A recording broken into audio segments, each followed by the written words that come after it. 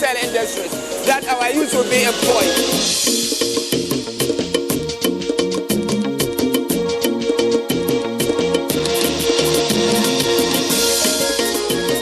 The people that attend the church here can tell you.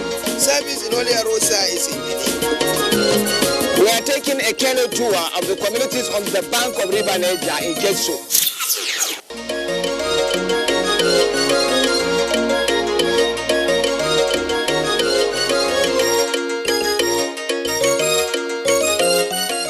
This is a picture of River Niger from a location in Tuga in Kebbi State. It never fails to inspire awe. It never fails to amaze. In my travels across Nigeria, I often pass through this nomadic water body, running through townships and cutting through villages in its eternal journey to the Atlantic. One thing is sure about it, you never come across it without a deep reflection of its influence. Simply put, River Niger is a super story. It creates dreams. It kills them too.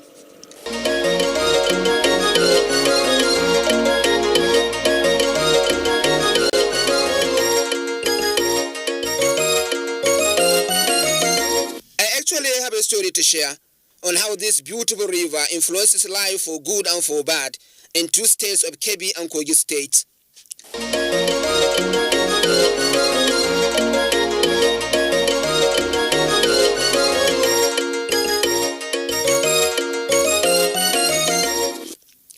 Gantan Tudu and Gantan Fadama are not names you hear every day. Hear them now. They are small but rich farming communities in Bagut, the local government area of Kebbi State. These villages are floodplains given to large-scale cultivation of rice and maize. A beautiful story is unfolding in these villages and it is making the nation interested. The people of these communities never saw an elephant in their lives. They woke up to find 3 in their backyard.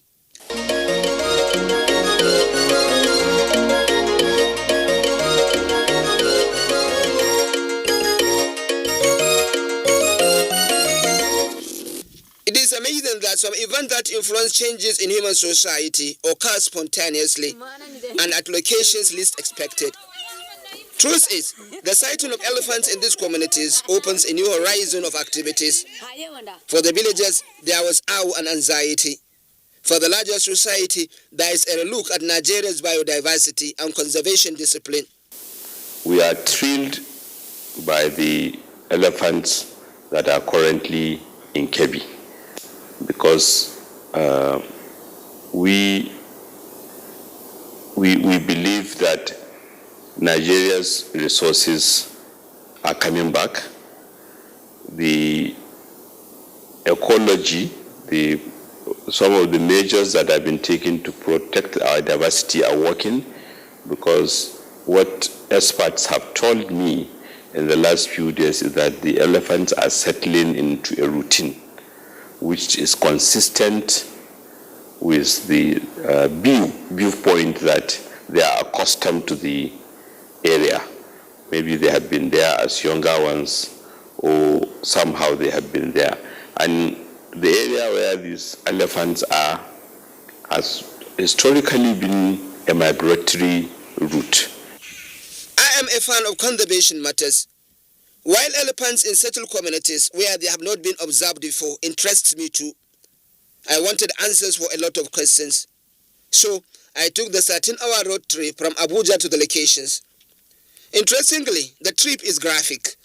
First, and strangely, notes on the front tire of our vehicle on the right side, all 5 of them broke off. We almost tumbled over. We abandoned the hapless vehicle and chartered a cab.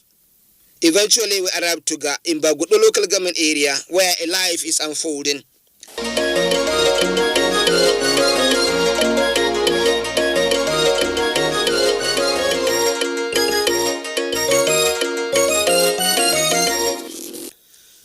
The road leading to Kaoje from Birnin Kebbi is good.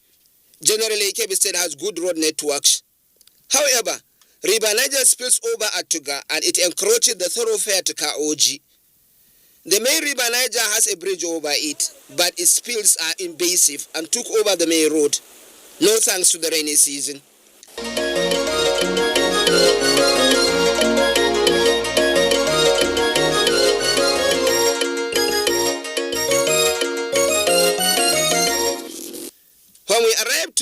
flooding waters was reportedly subsiding, even motorcycles were making the crossing.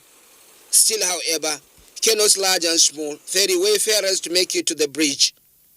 Heavy vehicles negotiate the crossing without support, tracing the edges of the road. Smaller ones are pulled by the nose with their engines off at a price.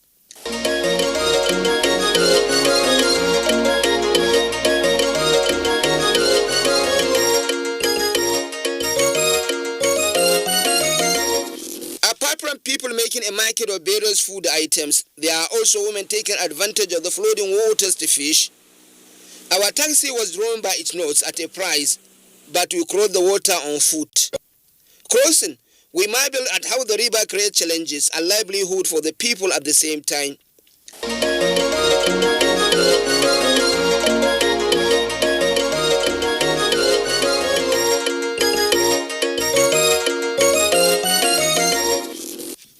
Despite River Niger's penchant for flooding around these areas, this settlement at the edge of the river is never affected by flood.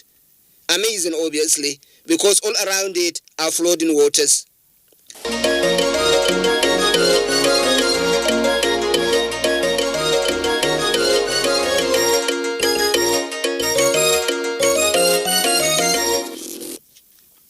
We arrived at Oji, the district headquarters of the two villages.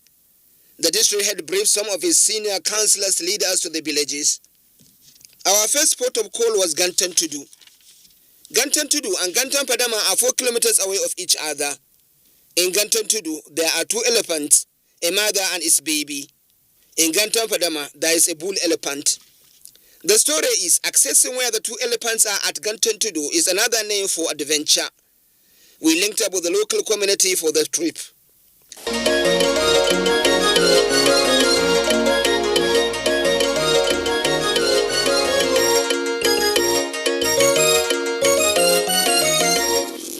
The story I told you is simple. The people of Gantan Tudu in Baguda local government area of Kebbi State woke up to find very strange neighbors. Neighbors that are to keep company of them for close to 2 weeks now. They found elephants, 3 of them. One has a baby, the other one is a male. The issue is, these people have never woken up to find an elephant close to their neighborhoods. Now they have found it. It is a serious challenge. We are going to see all that is going to happen. But the movement to that place, like I told you, has not been anything easy. In fact, we have to go through water. River Niger is passing across by.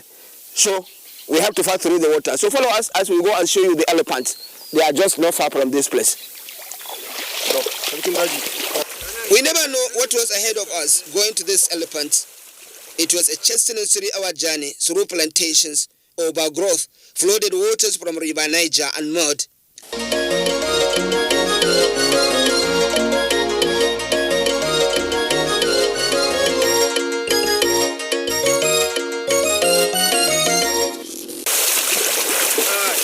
Now, look at us. It is an interesting journey all along. You can see the water is side deep. Obviously, if you make a silly mistake here, you will find yourself deep inside this water, and it is muddy. You can see rice. Patience and expectations guided us through this harsh terrain. The elephants really know how to keep their distance from people. Well, Awuzu, I'm sure you have a fair idea of what it takes to go and see those elephants. At several points, we have to enter water that is almost deep to this our waist. It is a serious matter, but we are going to see the elephants nonetheless. It may sound improbable, but many reporters in our team question the wisdom of coming to this environment. More so because at a point, the local community could not locate exactly where the elephants were used to be found. Sentries were mounted instead that can make mere cats grin with the envy.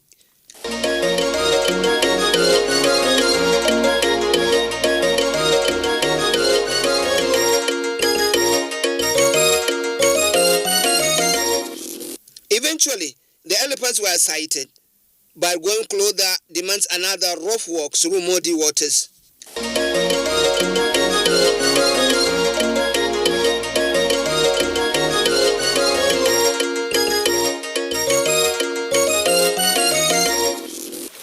We were right close elephants now, but distance and terrain could not allow us to have a fully focused visuals here. We tried our best.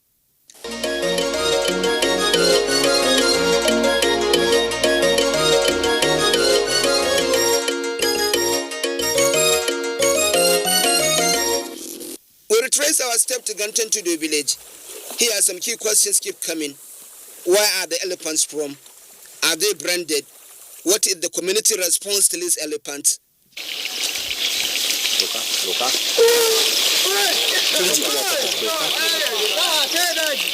People were very happy when they heard Giwa, that means elephant, so everybody rushed to go and see. Oh, beautiful. So the people are happy. What of the crops? They don't complain about their crops? People have been complaining, and obviously the two village heads, that is Gantentudo Magaji himself and the Ganten Fadama, Alaji Bello, they have taken the matter to the district head, and the district head has reported this issue to the chairman of local government. And also the people that are going to see the animal, they are contributed too in destroying the crops. Well, when we got that information, we told them not to touch them at all because they are endangered species. So we make a public announcement all over the state that nobody should touch those elephants because they are endangered species. So we moved to Ganten Padama to see the male elephant there. Symbolically, when we arrived, there was a rainbow. It somehow speaks of the mood of the villages regarding the elephants in their land. There was a massive public awareness campaign, however, to all the localities in the area to treat the elephants with care. People come all along to come and witness this animal. They have not seen it. You see, I was born in this area. Till I finished my government work, I have never seen an animal in this area. Like you have never seen elephant in this area? In this area. Thank God, our excellency have told us that definitely people should go away from the animal. They can stand very far and see the animal, like what we have seen today. Exactly. You see, where it is very close to the water. And the water is so deep that the person cannot swim well. So there is grass and everything. It goes very close to the edge of the river. Okay. We trekked through farmlands in Ganten Padama to capture the male elephant there. In familiar locations where it used to stay, we couldn't find it. The community told us that it used to go deep into the bush in the afternoons and return at dusk to find sleep. But they show us the areas it used to stay, and it's a picture of reunion.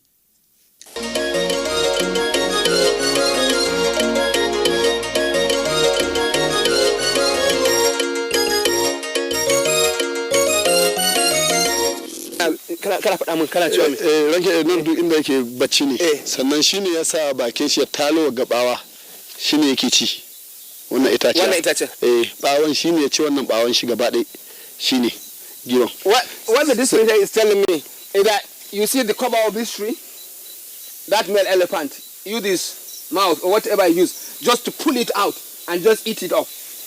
Around you find just pieces of it. See it? It was pulled down by the elephant. Look at the tree. Very strong. If you ask a man to do this, he cannot do it. And no axe could probably do this at once. But the elephant did it. The community leader here told us that the elephants do no harm to local community, but it is a trial on their crops. So muna da daji muna da ruwa. Muna da kuma abincin da suke biya suna ci. Inda mana yi. Don gerayen mu masaran mu da mu duk gaba ɗaya ta ci gaskiya ci ta kai. Gaskiya. Amma ta muku mummunan banna ne sosai ta taba wallahi mugu ta yi banna. Ware. Gero da masaranku. Da gero da masara da dawa. The borderline for now is what happens to these animals in the long run. There is belief for now, however, that more elephants may show up here. Kebbi State housed the longest trench of River Niger among all the Nigerian states, over 350 kilometers long, and even before this majestic visitors came, we have sensitized communities to appreciate the value of wildlife, particularly the fact that wildlife sometimes actually forewarn us of dangers, and our biodiversity everything is connected. So what we have done since this is to encourage communities in the area to begin to become appreciative of the likelihood that we will convert that area to an abode. From Kebbi State, I moved to Kogi State, where still River Niger is influencing life, but differently. This is a picture of Lokoja, the Kogi State capital at dusk. How much a landscaping beauty it is. This picture of Lokoja can compare with any picture we see on magazines of people that find fortune out of tourism.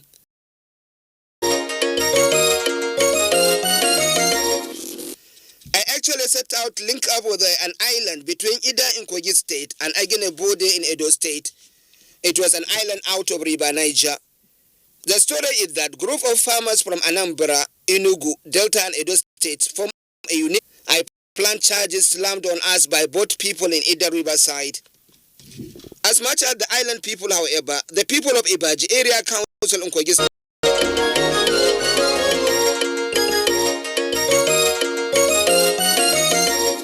This is River Niger in its days of glory during the rainy season around Itoduma in Ibaji local government area of Kogi State. Actually, I have been following the trail of the river so that I can meet a community. I learned that they hitchhike here so that they can do their agriculture. But then I met the people of Ibaji, who I learned are farmers of no mean status. They produce cassava, yam, rice, and of course, fish in large scale. And they have interesting story to tell. Across all villages of Ibaji, life is restless. Agriculture has taken over their soul. No one is left behind. All day long, you are confronted by images of vibrant agriculture. The whole environment is under cultivation. No space is wasted. That is the story of this man, Gabriel Odoku Eneke, in Ojolo Ojeba, who symbolized what farming means to an Ibaji person. There's something interesting about cultivation of yam, rice, cassava, and maize in Ibaji. It is almost a ritual. In fact, it is unheard of that any male or female of Ibaji will grow up to the age of 18 and he doesn't go to the farm. Yes. And it's that much is confirmed by my friend here, Gabriel. Yeah. Gabriel is busy working. If you don't go to the farm, they regard you as a useless person, as a lazy man. So once you are not a farmer, you are not doing something on the farm, no, a Ibaji man will hate you at the end of your life. But if an average Ibaji man, an elder sees you on the farm, he will even run to come and help you do the work on the farm. Actually, Mr. Gabriel is a director in the local government here in Ibaji. He has to remove his toga and come and be a farmer, right? Yes. I do. When I go to work, immediately after finishing work, nothing holds me in my working place. I have to come immediately to my farm.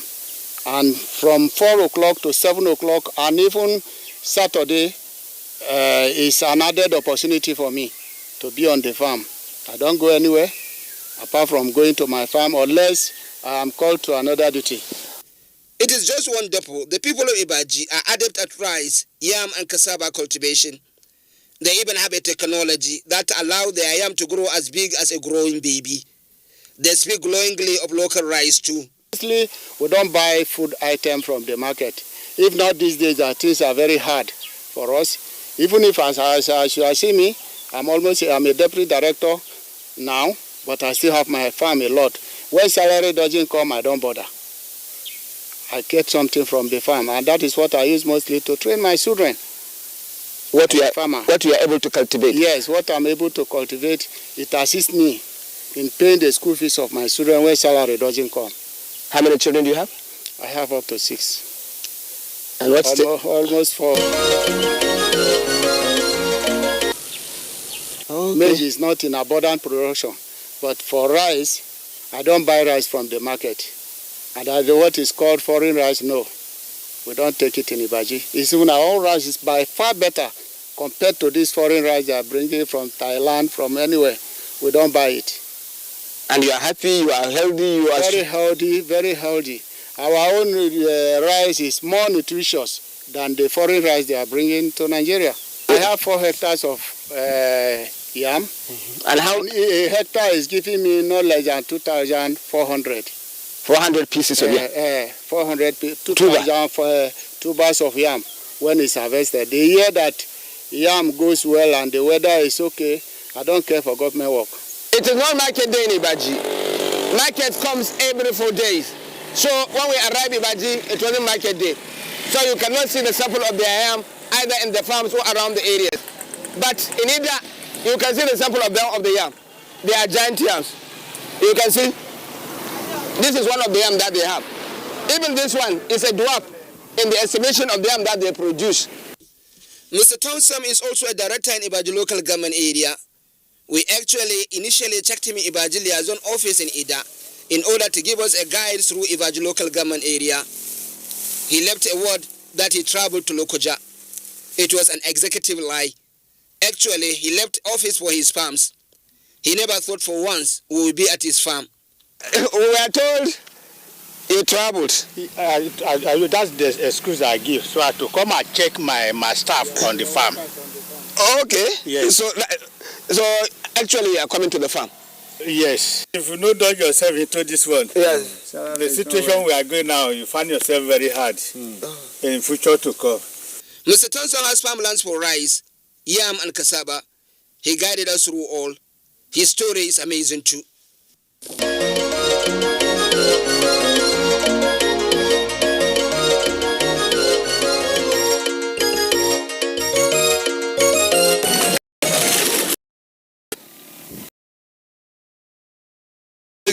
Maybe anything on 25 of this month, we have to harvest this.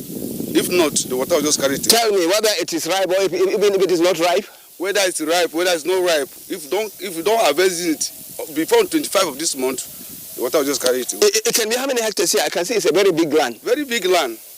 It reaches up to how many hectares? About 40-45 acres of land. Of rice? Yes. Okay, so being close to River Niger now has its effect on you? Yes. Okay, but you get the rice very well? Get the rice very well. It's good? It's very, very, very good rice. So good rice. Yeah. It's a nice rice. And you cultivate it much? Yes, as much as you want.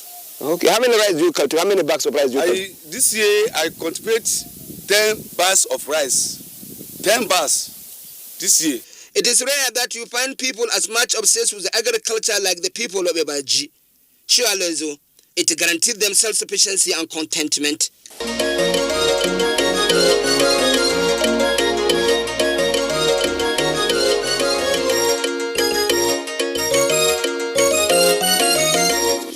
The good news for the people of Ibaji is that federal government is availing them with the fertilizer in adequate quantity and on time.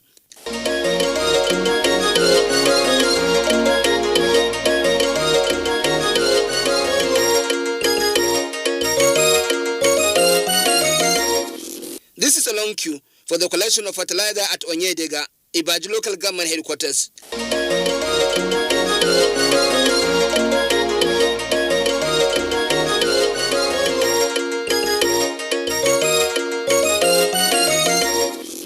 For the people of Ibaji, they have a firm belief that if they could have a good intervention in procuring agricultural load and access to good road as they have of fertilizer, they will be good enough to supply the yam, cassava and rice needs of the nation.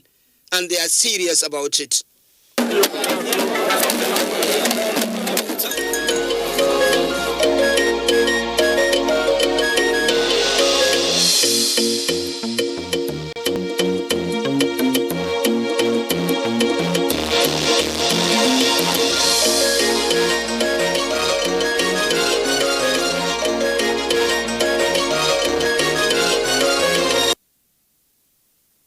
When we have love, we'll be able to unite, irrespective of tribe, religion, and culture.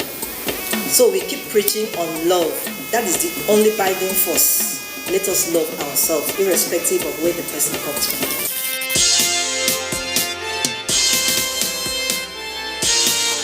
You are about to witness the commencement of the most stimulating and compelling contest on television. This contest is only for the strong, the intelligent, and the talented. Get ready for the Unity Challenge reality TV show. Coming soon.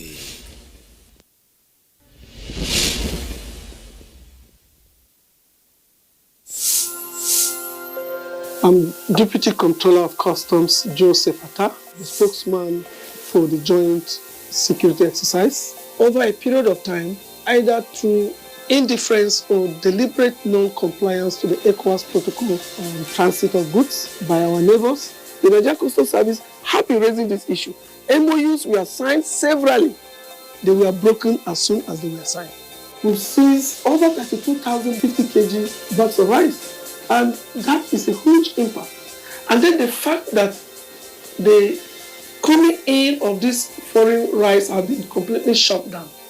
We've gone around, we've received testimonies of farmers who, before now, found it difficult to sell one truck on a market day. These people say it now that those who could not sell one can now sell up to 20 trucks.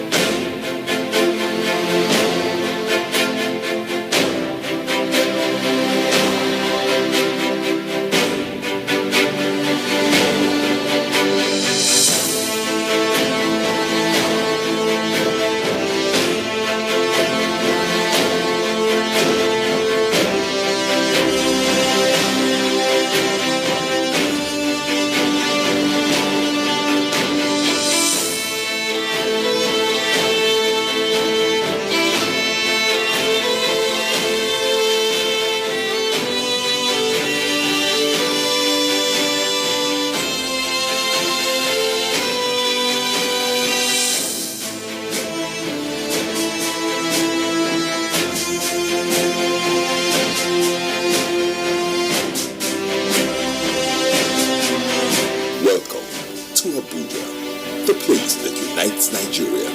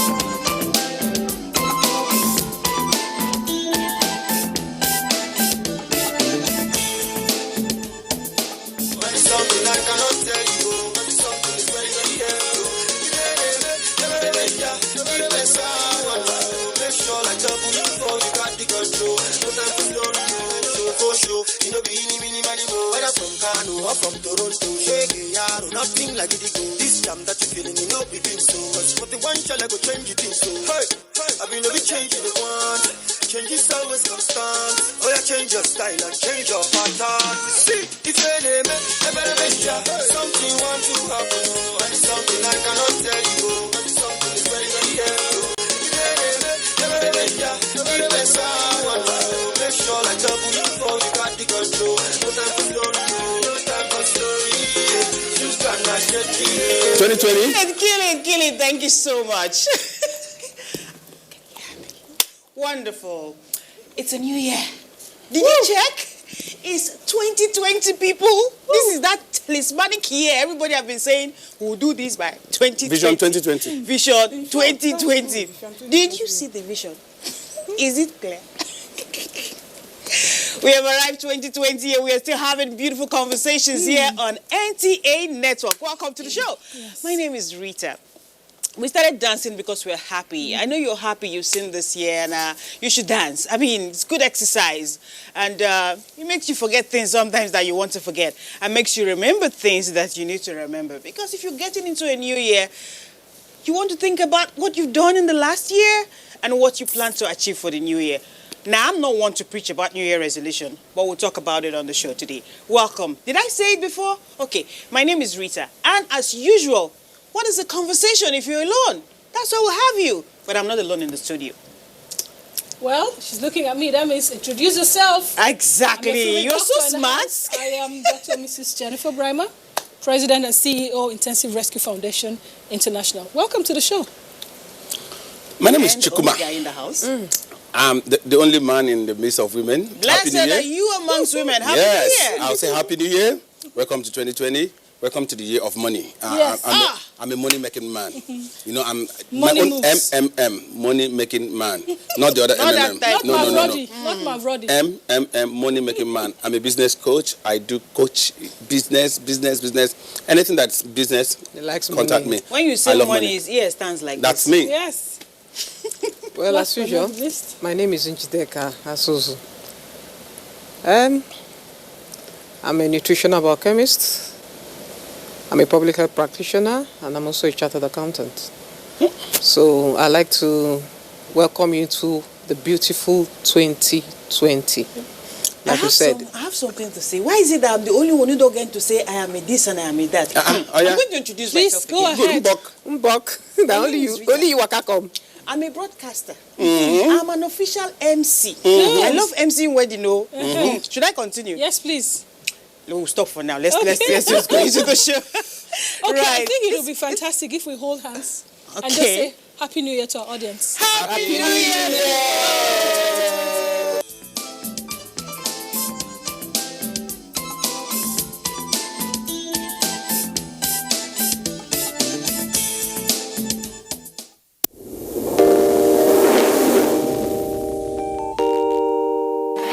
When there's a child out there that's not getting the same that your own child is getting, the difference will tell, and there will come a time in the society where that child is going to take his pound of flesh. Where you can actually, everything from watching a program with the child, you can start off the conversation from something on the TV and say, oh, you know. For me, it's like, hurry up with this business. And the other one said, Auntie, it's not about me, it's about the guys, they're not ready to marry. Yes. If she wants to ask something, no, I know my mother very well. In fact, the most interesting one is when I put up pictures on WhatsApp, you know, Snapchat filters and all that, she will call me, remove that picture. There was a day I got tired of all that and I said,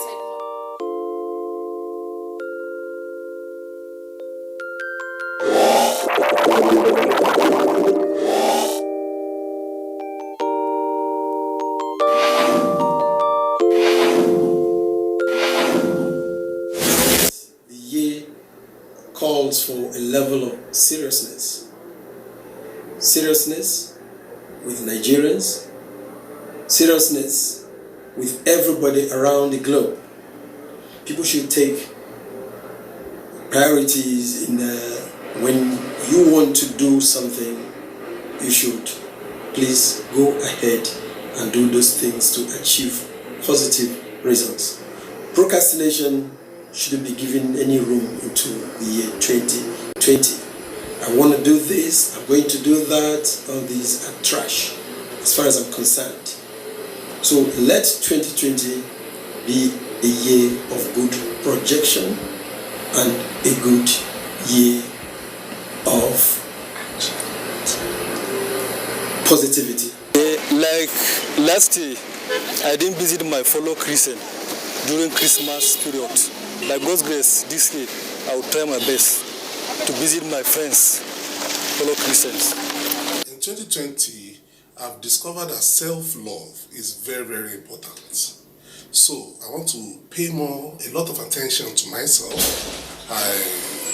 in terms of my daily activity and everything I do. I think I want to love myself more in 2020.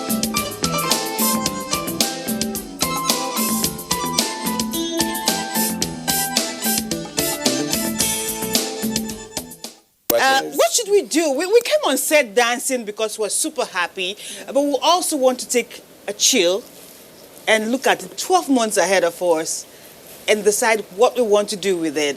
I love setting targets and crashing them. If I don't meet them, I don't kill myself. I just re-strategize. That's how I operate. Way to go. But when it comes to New Year resolution, it's not exactly my cup of tea. But we're going to go around the couch and see what everyone thinks about making New Year resolutions and how they go about achieving or maintaining this resolution. Are you one of those who make a resolution and it lasts 3 days? 10 seconds.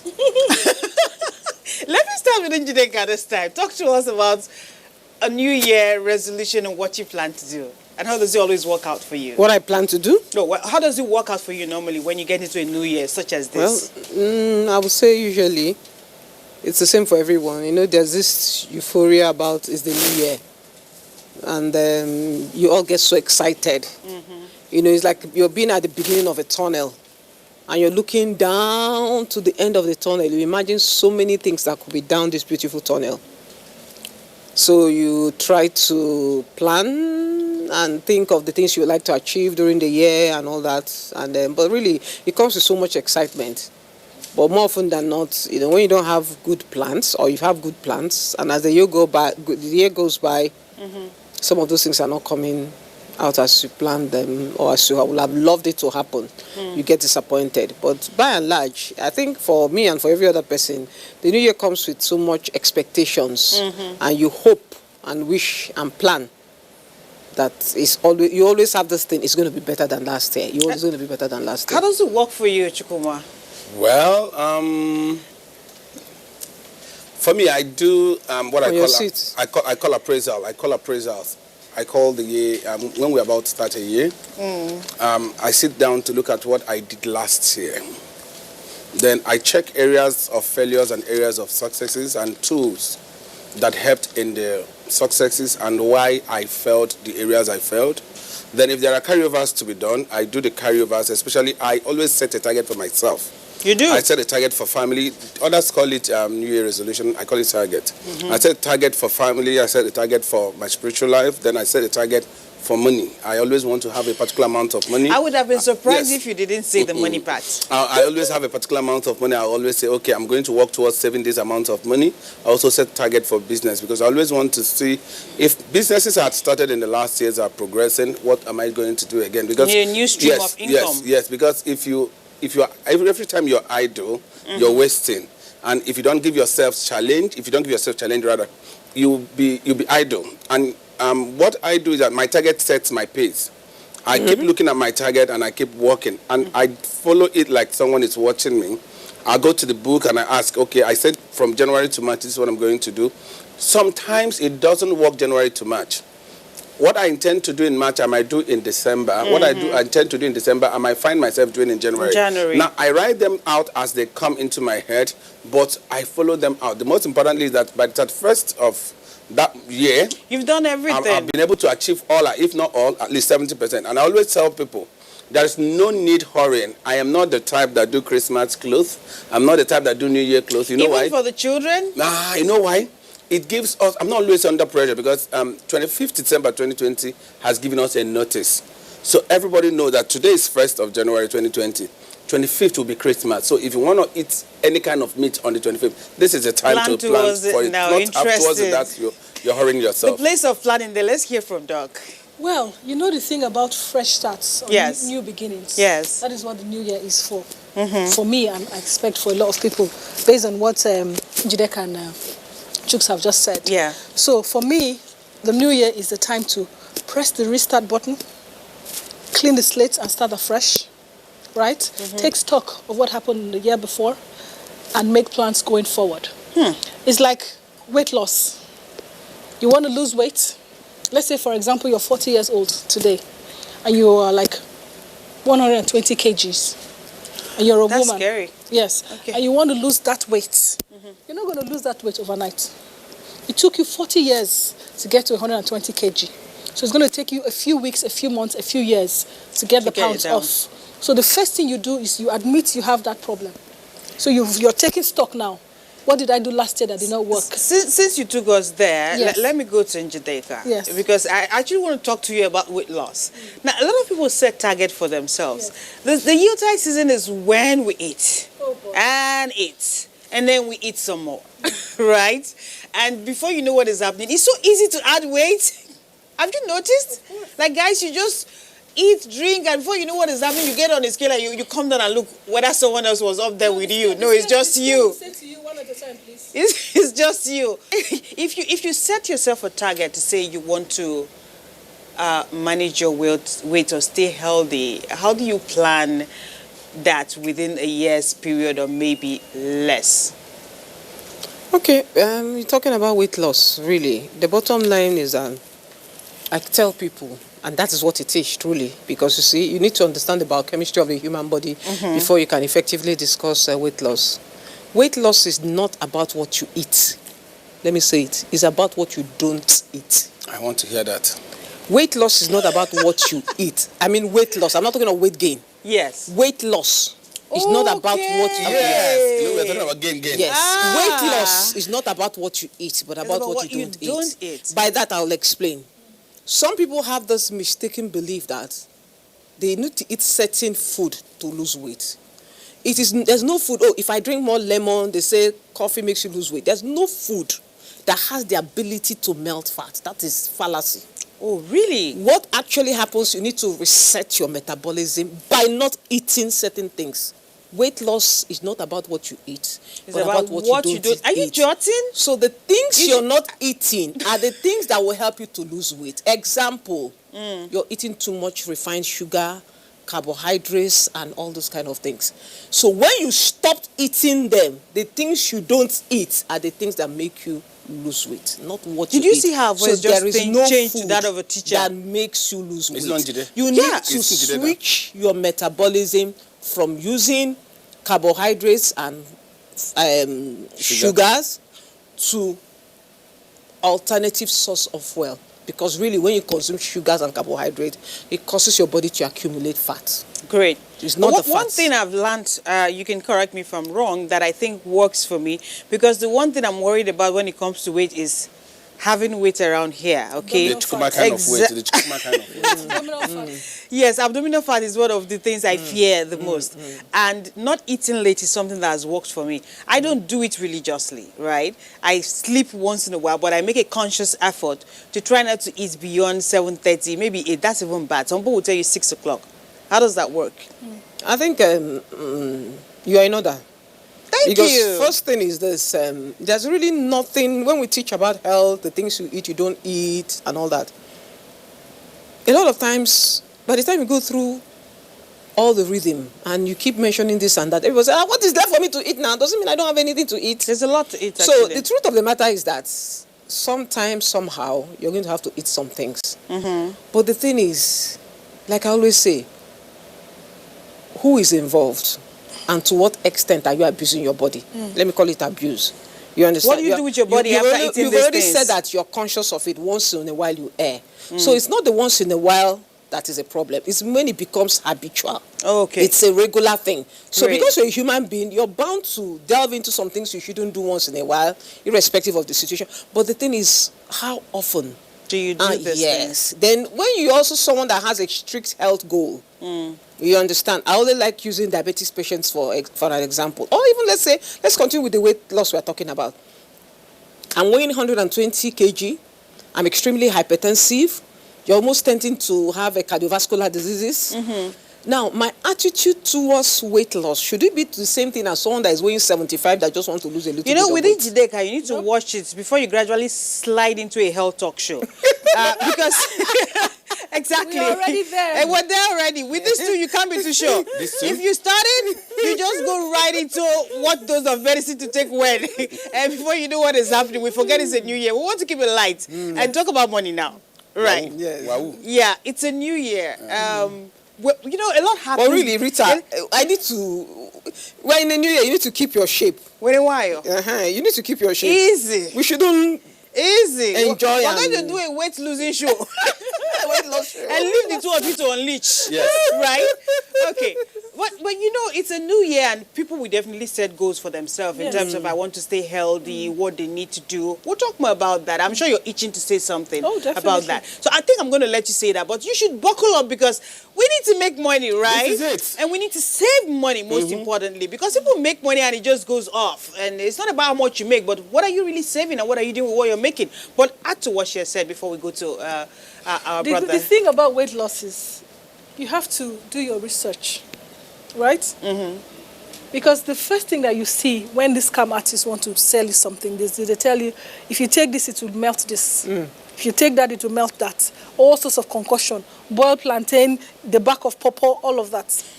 Do your research, first of all.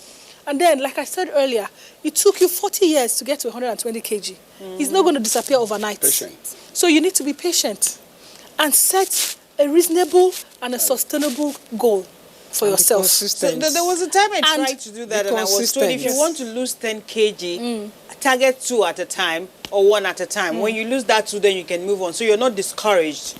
Set a reasonable goal. Set a goal that is sustainable and that is realistic. Right? And then you need tools to help you achieve your goal at the end of the day. What are your tools? You need to have a good size trainers, not the one that will squeeze the life out of your toes and you lose your toenails. 2020, buy yourself a trainer. Right? You need a good... Actually be a size, your trainer should actually be one size bigger than your one size bigger, right? You need good stocking to, pad up your feet. You need good... So your comfort is at the key of all of this that I'm saying. Otherwise, every morning when you wake up, oh my God, I don't want to wear that tight shoe. You want to feel a pain in your leg the tight first time you went out. You don't want to go the tight shoe is the excuse. The next thing you know, you're up to 140, right? So comfortable shoes, comfortable sock. Get good outfits. You don't have to jog like you're going to the Olympics. You're not competing with anybody. Take a power walk. Take a regular walk. Take a cruise walk. Skip. Jog lightly if you want. Skip. Go up and down the staircase. Use a hula hoop if you want. What's hula hoop? The round circular thing that people put on the waist. You want to do like this? In case you're wondering like me. Rope. Yes. Yeah, use a that's skipping a hula rope. hoop. Okay. If you don't even have to go and buy the fancy one if you don't want to. Get one of the lines in your house for hanging your clothes and turn it into a skipping rope. Okay. We know that. But you have to just set a realistic do something. goal. I warned us before I came to her that they might drag us into health. And we want to stay healthy. It has to be realistic, whatever you do. We want to stay healthy in 2020, but we want to make money. Of course. So let's talk about money. And save money. Yes. So this is the money machine. And that's the money man. Wow. Sugar. All right. See, here's the thing. A lot of people wonder about how, especially when it comes to alternative means of income. A lot of people have their pay job, some are into business. Maybe you've run out of loss in the last year. And this is a new year, and you're thinking, what does this year hold for me? What would you be saying to people who are thinking of money problems entering 2020? Well, money problems are everything. Yes. They keep outgoing. They are the challenges. You don't have money problems. As long as you are alive. Every man living has a money problem. Okay. Now, some might be, they've not reached the level they want to get to. It might not be for your personal feeding. It could be for the people around you that you want to help. It might be the project you want to embark upon. It might be the social responsibility you want to take on.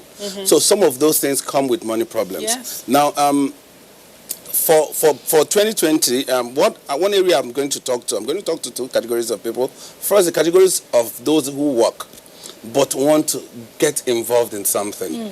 I've been thinking on collaborations recently, and one of the things I'm going to key into 2020 a lot is collaboration. Most Nigerians don't understand collaboration. Now, you see a lady or a man working who makes extra income, but because of lack of trust, he wrongly invests that money, and before you know it goes off. That's why a lot of us run into the MMM, the one chance people. Not the money making. All those quick because they felt like, do it quick and go out. Those are not the targets you need to set for yourself in 2020. Now, if you have like-minded friends, now begin to think of something that your money can be working while you are also working. You can crowdfund the project. Yes, crowdfund the project. Yes, and make sure that it's working. Now, it works abroad, and we applaud them. Now, why most of the time it fails in Nigeria is because of one, greed.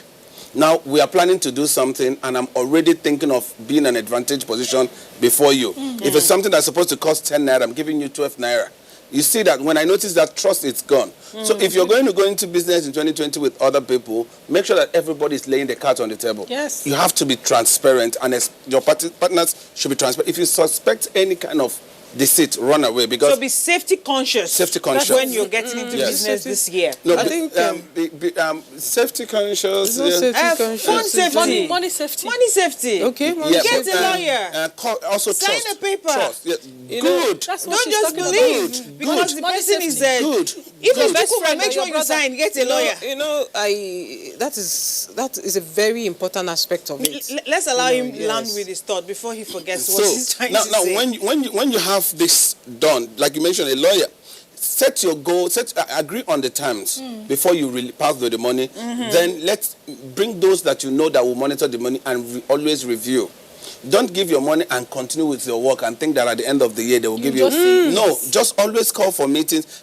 I tell my mates, like, we have to be like the big boys. Now, the big boys must not be when you are big. You have to, from 10,000 naira, assuming you can get somebody that will run a business for you. I'll take a cue on what I did while I was in the university. I thought I had always wanted to be an employee of labor. Yes. So I got a photocopier. Then I bought it for 45,000.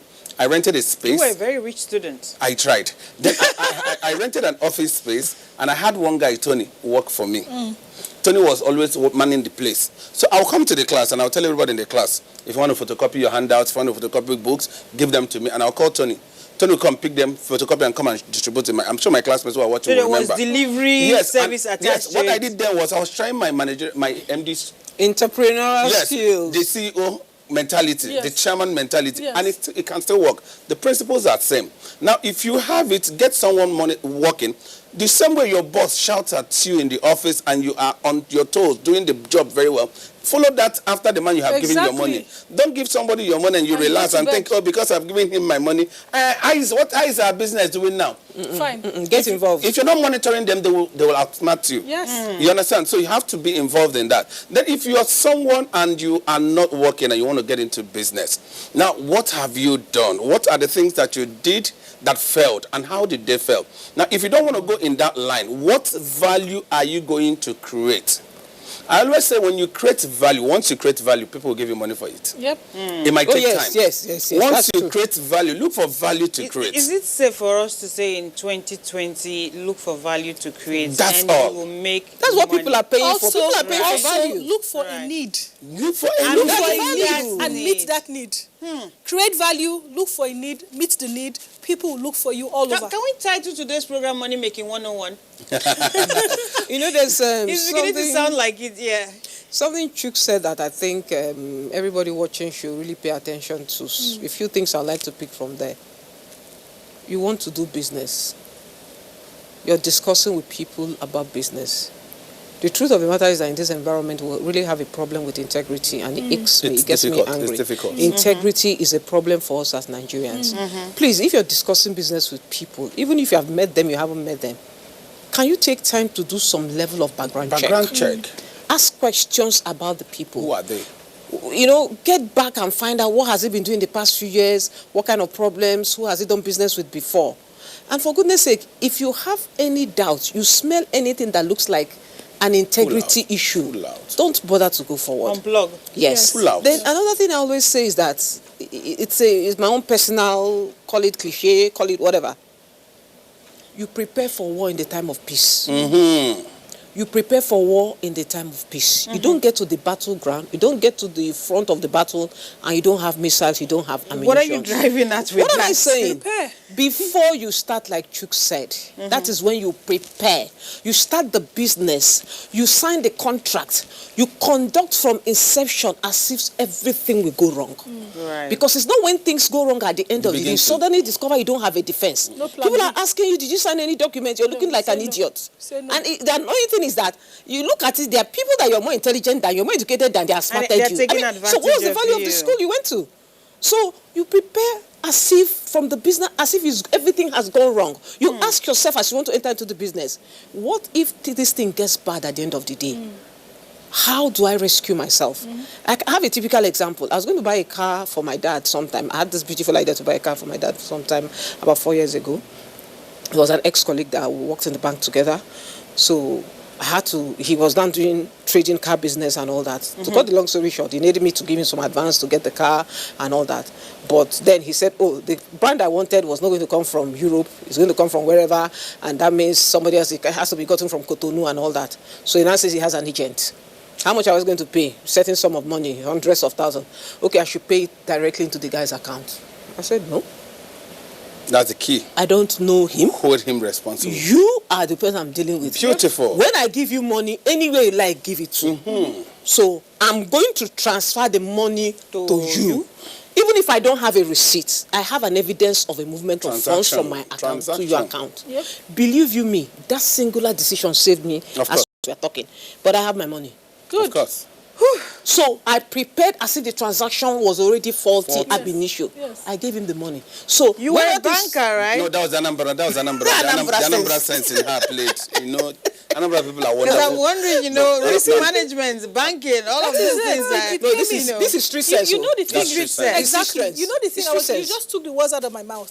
It's street in sense. Nigeria, as in any other clime, we have to be book smart and street smart. Street smart. Book smart is not enough anymore. You have to be street smart as well. Even in schools now, in medical schools, in engineering schools, law schools, they are introducing entrepreneurial skills. It should be. They're introducing management skills. Common sense skills. Leadership skills. Yes. They're introducing money management skills. If you suddenly decide, okay, you don't want to practice medicine because this was not your first love in the first place, your parents forced you to go study medicine because they want to be. But really, even if you're a doctor or whoever, you are going to be a manager at some point. Yes, you have to manage. A friend of mine who's a medical doctor took an MBA course after we discussed. He took an MBA course because he said he wanted to understand the business money part flow. of it. Yes. After an MBA course, he took a finance something course in LBS on how to appropriate finance and everything. So what he is doing is that he's equipping himself to become an entrepreneur, be able to run a hospital, manage people and money. Hospital management based on competence of the doctor. No. Hospitals are run. There's hospital management. Yes, you have to run. There's hospital management. It has administrators. Yes. The health sector have administrators. Yes. Right. Definitely. But really, sorry, I want to come in there. Chooks, I'm used to you. You always say something for the layman on the streets. Not everybody can go to LBS. Of course not. It's so expensive.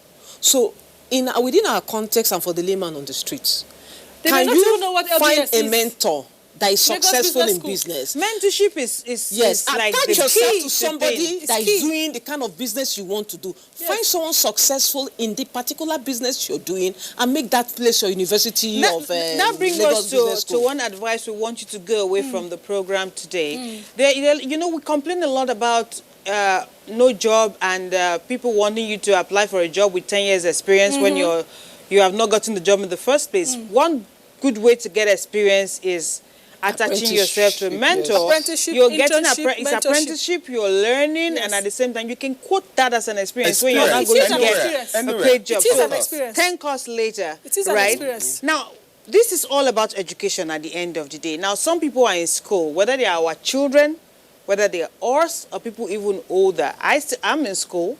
People are getting back to school, and maybe you finished the year. I know our school calendar is this is like we're not starting a new session, a new term, second term, right? But you might have left school and thought, oh, 2020 I didn't do so well, last year wasn't good, my grades were down. You want to set target for yourself. How do you meet these targets, academic targets that you set for yourself? Reading, how do you read, where do you read? Are you supposed to change your friends? What do you say to people who have that kind of challenge? I picked from the sorry doctor, friends, social media. How often, what do you spend most of your time doing? On? Yes. Because sometimes you see that a student has the book, his or her book on her table in front of the table. Beside her is her phone. It's either you want to read or you want to ping. Yes. So set a timetable for your reading. You cannot ping and read at the same time. You set a timetable for your reading. Put aside your phone. We had lived without phones. Switch it off if need be. Focus on this. No areas that you defaulted. Improve on those areas. And once you're a student and you have your time on your book steadily, before you know it, you're mastering it. So the kind of friends you have. Because even in business, your kind of friends should matter. Because you wouldn't keep friends who have negative vibes around you and expect to be positive. The comments they make, the discussions they bring on board, the kind of things they bring to discuss around you, they might just give you an impression that you felt that cause because of the lecturer. It might not be the lecturer. Look at yourself. If it's the lecturer, how come 98% of the class pass? That's only 2. That's something. Was it not the same lecturer? That's something I used to say. If you make an A, I made A. If you make a D, they gave me D. They gave me so D, please, exactly. if they actually gave you D, try and make an A. Try and make them give you an A. Yes. For me, there's an adage that says that if you run around with chickens, you will quack like chickens, right? But if you run around with eagles, you will soar like the eagles. And everybody wants to soar, right? If social media is a problem, which it is, block it out like he said. It is. But for me, the first thing to do when you want to go back and press that reset button is to go and get your syllabus. Every school has got a syllabus. They are making it in such a way that each term they have partitioned the syllabus into terms. Yeah. They have made special books aside from the syllabus that the government has sent to the school. The school themselves, based on the books that they are using and their own specific curriculum, have fashioned out syllabuses for the year, from year 1 to year 6. And they have given it to the students. Even if you have to buy at an extra cost, parents have bought the syllabuses for the children. What is stopping you now from reading ahead of your teachers? Great. What is stopping you from preparing ahead of some your people will teachers? resume in a week's time or so, others not. Maybe you were partying all through and you didn't read before now. You have a couple of days. Why would a class of 50 or a class of 25, 1, 2, 3, 4, A to D, 100, sit down during prize giving day and only one student is taking all of their work? Does he or she have 2 heads? What did she do? Of course, we all learn at a different rate. We all assimilate at a different rate. We all understand at a different rate. If you know that your rate of assimilation and understanding is slower or lower than that of your Do the extra work, do the right? extra work. I like that. Do the extra work. We have people who are dyslexic. We have people who have learning disabilities. The sooner these learning disabilities are identified and they are managed properly, the sooner that we'll be able to take good care of our learning abilities and help our children to grow in the right direction. But the first thing is first, work with your syllabus. Like he said, if your friends are not helping you, based on also the adage that I mentioned, discard them. But listen, those friends are also people's kids. Right. And they also need to help. So if you cannot change them to be better students, discard them. Because your future is at stake and the future of the country so if you can influence them, if you can influence them for the you better. can also set yourself a target to do a new program this year. Maybe you want to do an MBA, you want to go to LBA, you want to do a PhD, you've been procrastinating. Next week, get a form. That is it. You are going to add something to that. Doctor, I so this much, week. Don't do it next week. into what you have said, but I want to say something to somebody out there. Maybe it's a parent, or is a student, or whatever you're learning. You see, there's this misconception about, I'm not doing well because I'm not naturally intelligent. I'm not doing well because her intelligence is inherited, and all that kind of excuses. So either the parent is giving an excuse for the child, or the child is giving an excuse that whatever. And I'm sorry, I beg to disagree.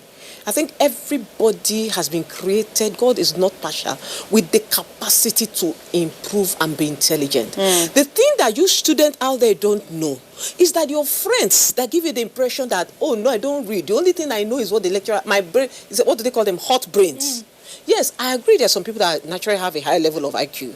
But I can tell you, go and look well. That your friend reads when you are not aware. Exactly. I say that because I'm also, one of the best in my class. Njideka, you did that. I was always reading. Forget that thing. And you come and be playing. I know. I was always that was what reading. I was doing. I'll read in the night and this play thing reminds me so much about, everybody knows about Ben Carson. If you read his story, I read one of his books. I was taken aback. He was the worst student in his class. And that was because Ben he had Carson poor eyesight.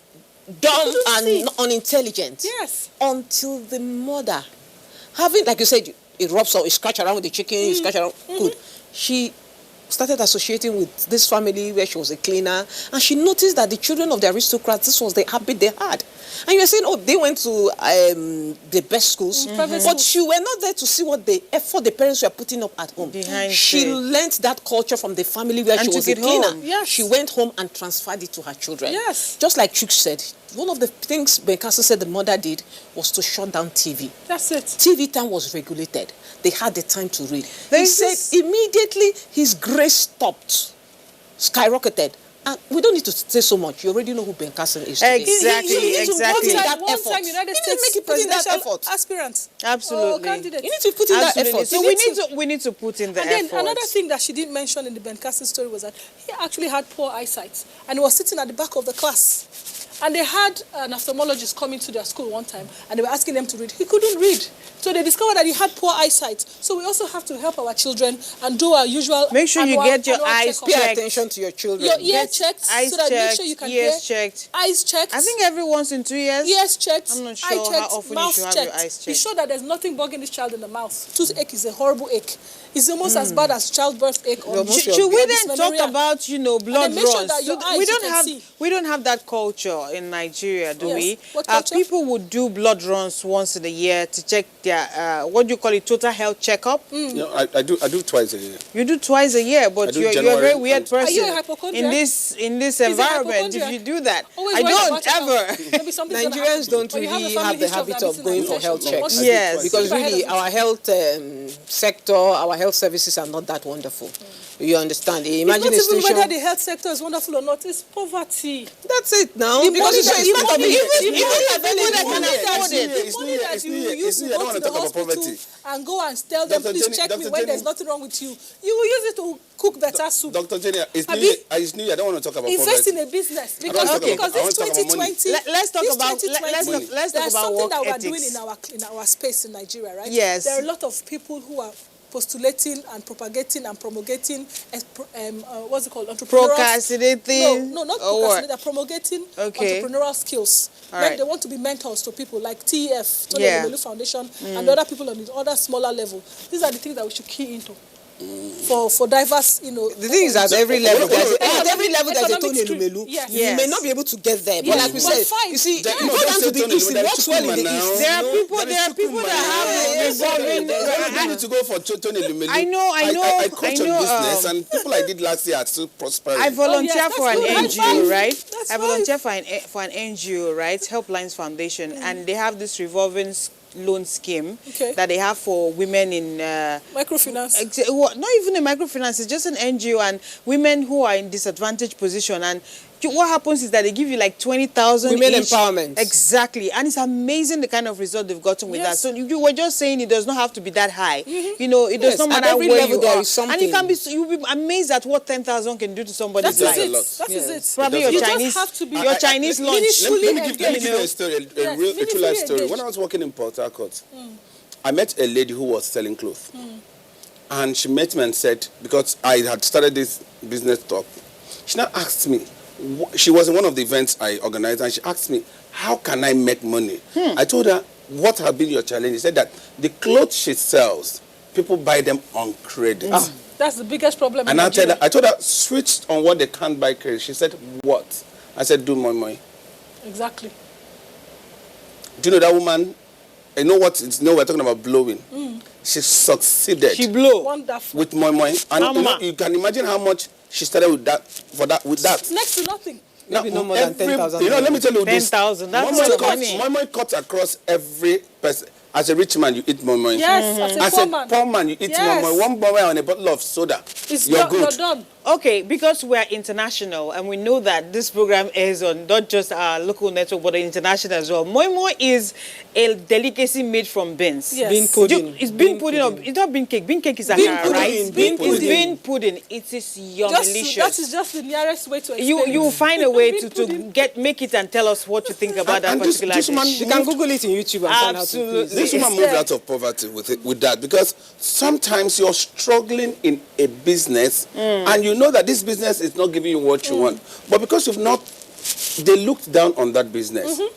Sometimes one of the things I would encourage our our viewers to do this is put aside pride. That is it. Most people are suffering today because of pride. Yes. A lot of people have abandoned what would have given them money because they would have looked at themselves, how can I be the one to do this? Yes. See, when people will always address you at the level they met you. If you're a momo seller or a bean cake seller, they'll call you Madam Bean Cake. If you turn out from there tomorrow to be a bank CEO, they'll call you Bank CEO. Yes. Forget about what people tell you now. Focus on your focus. If you focus on your focus, you become a focus. You become the focus. I think I've learned. You become the focus. If you focus on your focus, you become the focus. Yes. Okay. What do we say to people? You know this phrase they say it is. I don't want to use the word dumb. Did I just use it? For you to do the same thing over and over again and expect a different result. Okay. Some people have issues with work ethic, right? Whether it's your personal business or you work for the government or for a private organization, maybe you're prone to coming to work late or you procrastinate about meeting targets. Well, you probably work from home the time you're not physically present in the office. Yeah, so we might not use you as sometimes I do all the work I need to do at home, yes. before 7 a.m. before I get to the office. So I'm pretty much just, making sure everything is in place. So it depends. You set yourself a target the day and if you can do it in 2 hours and move on to other things, why not, right? But we have people who probably have an habit. Maybe they've not identified it. Maybe they know it. And that's what has hindered them from succeeding the year before. This is a new year. What are we saying to them?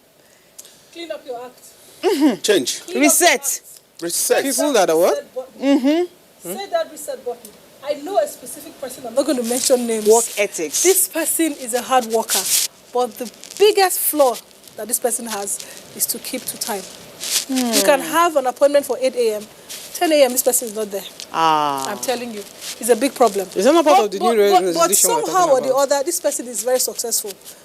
And the people that she works with have come to realize that this is where this person is. Whenever time she comes in here, she gives it her best. Let's just walk around her.